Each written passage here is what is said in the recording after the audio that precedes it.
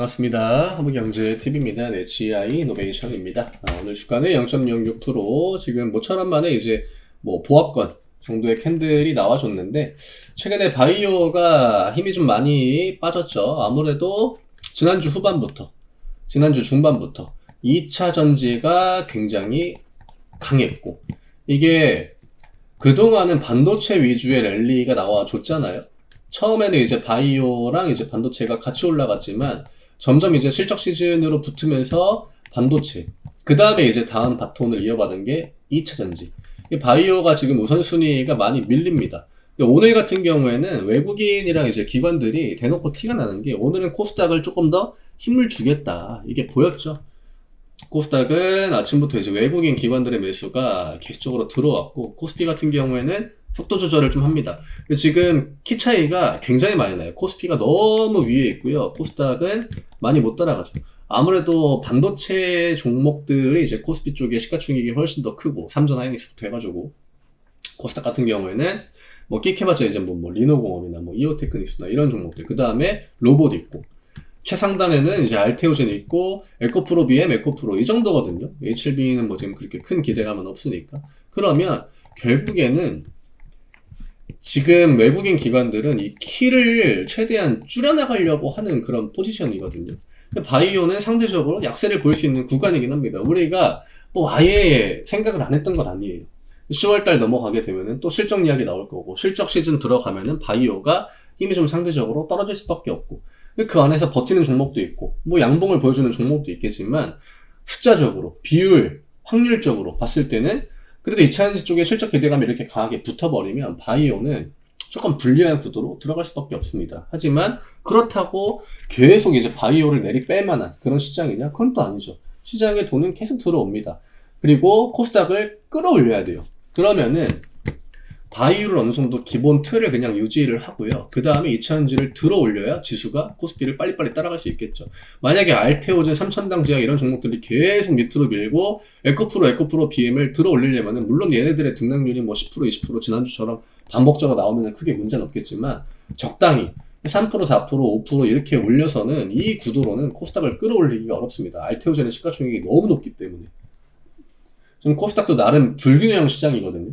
그 균형을 맞추려고 하는 거. 그동안 1년, 2년 동안 진행됐던 그 알테오젠과 이제 에코프로나 에코프로 BM의 그 덩치 차이, 이런 것들도 결국 코스닥이 위쪽으로 쉽게 올라가지 못했던 그 원인 중에 하나였거든요. 그래서 제가 이제 이야기를 좀 정리해가지고 드리면은, 지금은 코스닥이 갈 길이 바쁘다. 이러면은 지금 당장 구조적으로 바이오가 2차전지한테 불리한 구도다라고 해도요, 바이오를 계속적으로 저점을 이탈시키고 계속 이제 원웨이 하방을 보여주기에는 좀 제한이 있다. 왜냐? 그럼 코스닥 지수를 강하게 끌어올리기가 어렵기 때문에. 저는 코스피가 계속 랠리를 보여주고 코스닥이 이 위치를 그대로 따라간다라고 보진 않아요. 하지만 그래도 중간중간 오늘과 같은 날이 꽤 많이 나올 거라고 생각을 하거든요. 물론 지금 분위기로만 볼 때는 그 중심에 2차전지 갈 수 확률이 굉장히 높겠죠. 하지만 제노베이션도 지금 이 17,000원 영역이죠. 결국 전저점에 걸리는 좀 중요한 가격 구간, 앞 구간에 만들어놨다. 우리가 이때 봤던 관점이랑 똑같아요. 이때도 17,000원 지켜줄 거다라고 보고 있었는데, 앞지에 나와가지고 17,000원 이탈시키는 캔들 나오고 그 다음에 들어올린 거거든요. 이때의 관점과 지금 관점 저는 크게 다르지 않다라고 봐요. 그리고 이때는 오히려 시장이 이제 다 같이 밀려 내려오고 중간에 악재도 나오고 했지만, 지금은 지수도 불리함이 없고 시장에 돈도 많이 돌고, 그 다음에 이제 다음 주에 뭐가 있죠? FMC가 있습니다. FMC는 결국 또 뭘 끌어올리겠습니까? 금리 인하에 대한 기대가. 그래서 지금 금리 인하에 대한 그 확률가, 패드워치를 보면요, 거의 100%에 수렴합니다. 98.9% 정도 되더라고요. 금리 인하 0.25 확률이.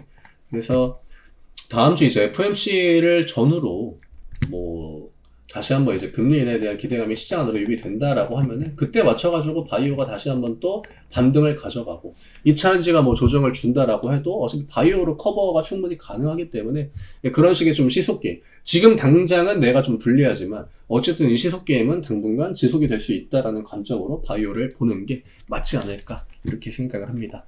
그래서 단기 관점으로는요, 17,000원 부근을 계속적으로 막아줘야 되는, 오늘 가격도 종가가 이제 30원 차이가 나긴 합니다만 그렇게 큰 차이는 없다라고 봅니다. 문제는 여기에서 얼마나 빠르게 이 18,000원 위로 올라와 주느냐. 결국 이 하단 추세를 타야 돼요.